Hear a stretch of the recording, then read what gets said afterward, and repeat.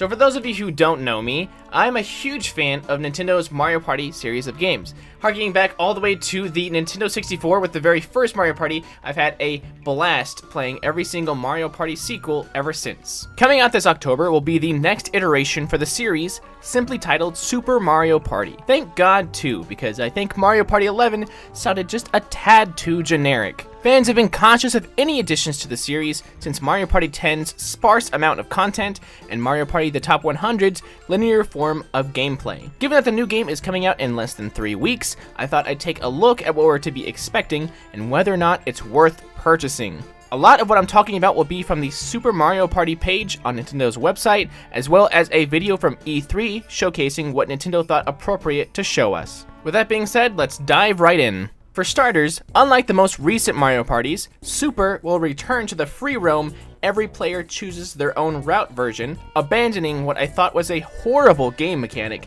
the car. For those unfamiliar, Mario Parties 9 and 10 had every character in the exact same car, on the exact same path, with each taking turns hitting the dice block to move the group forward. Mario Party 10 tried to experiment with this gimmick by adding a co-op mode where 4 players battled against a gigantic version of Bowser, but that only kept people playing for a few hours at best. Nice to see Super finally bringing it back to the original formula. On top of that, as I'm sure you've noticed from the images I've been showing, there are quite a few new playable characters that we've never seen before, including Diddy Kong, Goomba, and even King Bowser himself. Don't worry, the Bowser space is not going away, not that I think there's a fan club out there for it, but Magic Koopa has taken over in the Koopa King's absence. The current cast of playable characters is as follows: Mario, Luigi, Peach, Daisy, should have been put in Smash Ultimate, Wario, Rosalina, Yoshi, Donkey Kong, Diddy Kong, Bowser, Bowser Jr.,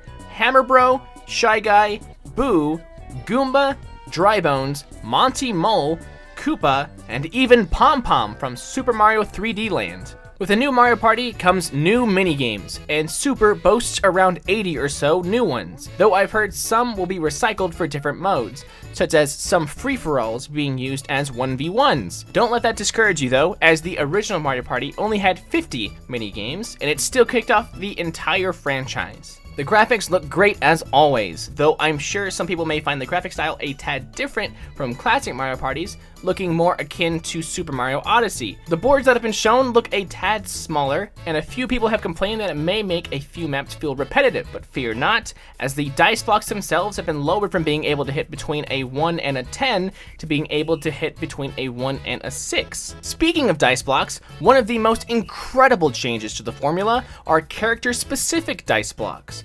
Each character can hit the normal 1 through 6 dice block, but if they so choose, they can use their character's special one, which vary quite considerably from character to character. For example, Daisy's dice block is cited as so: 3, 3, 3, 3, 4, 4, while Shy Guy's is cited 0, 4, 4, 4, 4, 4. Quite incredibly, some characters can actually gain or lose coins from their dice block, such as Wario's, cited as 6, 6, 6, 6, or -2 coins, -2 coins. My honest-to-God favorite has to be Bowser's. You can either get -3 coins, -3 coins, a 1, an 8, a 9, or even a 10. Quite the go for broke dice block. While the coin increase or decrease seems minor, I'd like to bring up that a star's price has been changed. No longer are they 20 coins.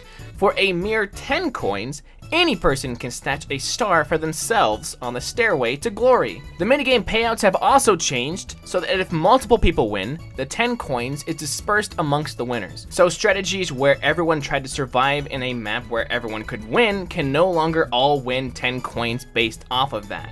Spaces are, as usual, a big part of the board, as in they're literally the entire board, and some familiar and some new ones appear. Normal spaces grant 3 coins, red take 3 away, so on and so forth, though it looks like the only way to obtain items is by landing on an item space. The most interesting addition is what is known as an ally space, which calls an ally to your aid. Doing this grants that character's special dice block, as well as a small but helpful boost to your regular dice block roll. The character that joins you is random, but there can only be one iteration of that character in play, so if someone is, for example, using Mario, then Mario cannot come to your aid. Items also make a return, instead of simply being new dice blocks, and look to shake things up with fan favorites like a Mystic Lamp Retrain, a phone that instantly adds an ally to your party, and a block that allows you to hit whatever number between 1 and 6 that you wish to. There are a plethora of modes to play besides the basic party mode, such as Partner Party, where people can team up with one another in 2v2 parties, as well as Challenge Road, a single-player complete-a-thon, Mario-thon, similar to most minigame versus modes where players complete to win the best out of a certain amount of minigames, River Survival, Toad's Rec Room, and even an online version of the Mario-thon. Though this brings me to one of the downsides to what I just said, the Mario-thon is the only online functionality this game has to offer. There's still no way to play a party online with friends or strangers, which is a tad disappointing, but understandable. What would happen if you were playing online and for some reason someone disconnected, had bad internet, or simply walked away from the controller without caring what happened? I'm sure something can be worked on, and perhaps in the future there will, but as of right now, it is what it is. I am super psyched for this game to come out, and I know that the inner Mario Partier inside of me that has been waiting since Mario Party 8 came out will be reinvigorated, and I'm sure I'll have a whole lot of people to play Mario Party with. Set to release October 5th in the US, it is looking like one party that I'm actually excited to be a part of. But with that being said, thank you guys so much for watching. If I could just implore you to please like the video to show your support, and if you would like to support me directly, consider in the description below looking for my Patreon, which helps me make more videos like this for you guys. I am working on several projects at the moment where I can get better content out on this channel, and I hope that you guys are excited for all of that. As usual, if you would like to stay up to date on the latest goings on over on this channel, please consider subscribing and hitting the notification bell next to it. I know every YouTuber on the planet is currently telling their people to do that, but I thank you for sitting here while I tell you to do the same. So yeah. But anyway, guys, that just about does it. I have a question for you in the comments below. What is your favorite Mario Party? What of these new additions to Super Mario Party are you the most excited for? And are you going to buy the game? I'd like to know. Put it in the comments below. And if you have a discussion that you'd like to bring up, by all means, comment section's there. But anyway, you guys have a snazzy day. Thank you guys so much for watching all the way through, and I will see you guys in the next one. See you next time.